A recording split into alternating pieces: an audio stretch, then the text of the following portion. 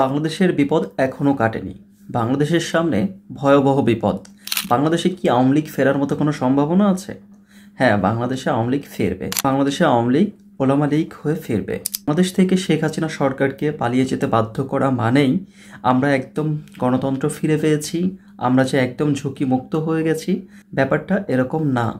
আমাদের সামনে এখনো অনেক ঝুঁকি রয়েছে। খুব শীঘ্রই বাংলাদেশের জন্য ভয়াবহ সংকট তৈরি হবে, আর সেটা হচ্ছে দেশের অভ্যন্তরীণ আওয়ামী লীগের ফেরার মাধ্যমে। তারা এবার ফিরবে ওলামা লীগ হয়ে।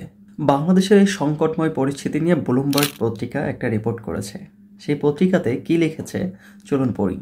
ব্লুমবার্গের রিপোর্টটা করেছে কায়েস লোজ। এই ভদ্রলোকের প্রোফাইল ঘাঁটতে গেলে আপনারা দেখবেন তিনি সাউথ এশিয়াতে সবথেকে বেশি সময় কাটিয়েছেন।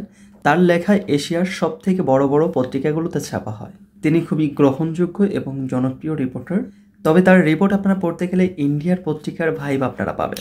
এই রিপোর্টের প্রথম ঘটনা উল্লেখ করেছে ব্যারিস্টার তরিন আফরোজকে নিয়ে, যার বাসায় স্বাধীনতার পরবর্তী সময়ে কিছু অপরিচিত লোক গিয়ে তার উপর হামলা করেছে।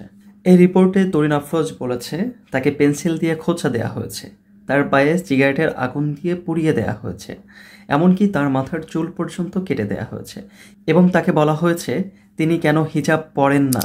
স্বাধীনতার পর আমরা হয়তো ঝোঁকের মাথায় আবেগের বশে অনেকগুলো তুচ্ছ তুচ্ছ ঘটনা ঘটিয়ে ফেলেছি, যেগুলো এখন আন্তর্জাতিক পর্যায়ের মিডিয়াগুলোতে প্রমাণ হিসেবে ব্যবহার করা হচ্ছে। আর এই সুযোগটা নিচ্ছে মূলত ফ্যাসিবাদ সরকারের দোসররা এবং আমাদের বহির্বিশ্বের শত্রুগুলো। তরিন আফরোজের বিগত দিনে যত কর্মকাণ্ড ছিল সবই ছিল আওয়ামী লীগের পা চাটা এবং বিতর্কমূলক। তিনি এমন অসংখ্য কাজ করেছেন যেগুলোর জন্য তার বিচার হওয়া উচিত, কিন্তু তার উপর হামলা হওয়ার কারণে তিনি এসব কোনো কথাই উল্লেখ করেননি। তিনি যে কথা উল্লেখ করেছেন, তিনি বলেছেন তার উপর আক্রমণ করার সময় তাকে প্রশ্ন করা হয়েছে তিনি কেন হিজাব পরেন না। তার এই উক্তিগুলো থেকে বোঝা যায় তার উপরে যে আক্রমণটা হয়েছে সেটা মূলত তিনি কেন ইসলাম অনুযায়ী চলেন না তার জন্য। অর্থাৎ ইসলামটাকে এখানে হাইলাইট করা হয়েছে। তিনি এখানে আরও উল্লেখ করেছে তার বাসা থেকে কিছু মূর্তি ভাঙা হয়েছে এবং স্বাধীনতার পরবর্তী সময়ে শেখ মুজিবের মূর্তি সহ দেশের বিভিন্ন মূর্তি ভাঙা হয়েছে, কিন্তু তিনি এটাকে হাইলাইট করতে চাচ্ছেন যে ইসলামী জঙ্গিবাদ বাংলাদেশে মাথাচাড়া দিয়ে উঠেছে। বুঝতে পারছেন? তার উপর আক্রমণ হয়েছে তিনি আওয়ামীপন্থী হওয়ার কারণে, তার বিভিন্ন কর্মকাণ্ডের কারণে, কিন্তু তিনি আন্তর্জাতিক পর্যায়ে হাইলাইট করার চেষ্টা করছে বাংলাদেশে ইসলামী জঙ্গিবাদ মাথাচাড়া দিয়ে উঠছে। এই পত্রিকায় আরও অনেকগুলো দিক আছে যেগুলো তুলে ধরার মতো, হয়তো অন্য কোনো ভিডিওতে তুলে ধরবো। ভিডিও যেহেতু বড় হয়ে যাচ্ছে তাই আর কিছু বলছি না। তবে এখানে আমি বলতে চাচ্ছি আমাদের করণীয়গুলো কী।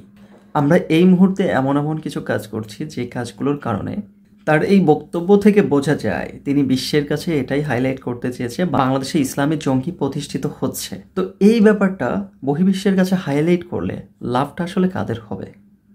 লাভটা হবে মূলত আওয়ামী লীগের, এবং এই সুযোগটা নেবে আমাদের পার্শ্ববর্তী দেশ, আমাদের চিরশত্রু ভারত।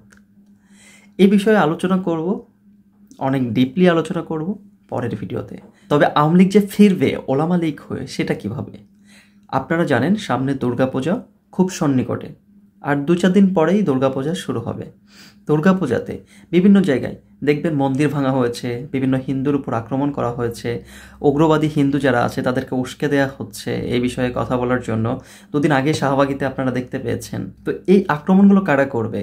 এই আক্রমণগুলো করবে মূলত আওয়ামী লীগের লোকজন। টুপি মাথায় দিয়ে পাঞ্জাবি পরে আসবে, সাধারণ মুসলিম হিসেবে আসবে এর প্রতিবাদ করতে। বিভিন্ন জায়গায় পূজা হতে দেয়া যাবে না, এটা ওটা বলে আন্দোলন করবে, তাদের উপর আক্রমণ করবে, মূর্তি ভাঙবে।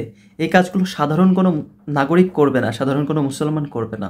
কিন্তু আওয়ামী লীগপন্থী যারা আছে, যারা হচ্ছে দেশের মধ্যে অরাজকতা তৈরি করতে চায়, তারা এই সুযোগটা নেবে এবং বহির্বিশ্বের কাছে এই ভিডিওগুলো ফুটেজগুলো প্রচার করবে, এবং সেখান থেকে ভারত যাতে সুযোগ নিতে পারে সেই কাজটাই তারা করবে।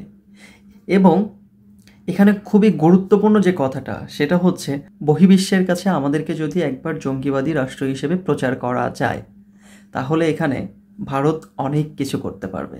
এই জঙ্গি দমন নাটক সাজিয়ে ভারত এদেশের সৈন্য পাঠাতে পারবে, ভারত এদেশ দখল করতেও পারে। আপনারা দেখেছেন আফগানিস্তানের জঙ্গি নাটক সাজিয়ে আমেরিকা 18 বছর ধরে যুদ্ধ করেছে। সিরিয়াতে কি করেছে, ইরাকে কি করেছে, প্রত্যেকটা জায়গায় ইতিহাস ঘাটলে দেখা যাবে এমন অসংখ্য নাটক পশ্চিমারা সাজিয়েছে। আর এখানে আমাদের ঘরের শত্রু বিভীষণ তো আছেই। সো আমাদের সবার যার যার জায়গা থেকে সাবধান থাকতে হবে, যেন আমাদের কোনো কর্মকাণ্ডের কারণে আমাদের ঘরের শত্রু, বাহিরের শত্রু কেউই সুযোগ নিতে না পারে।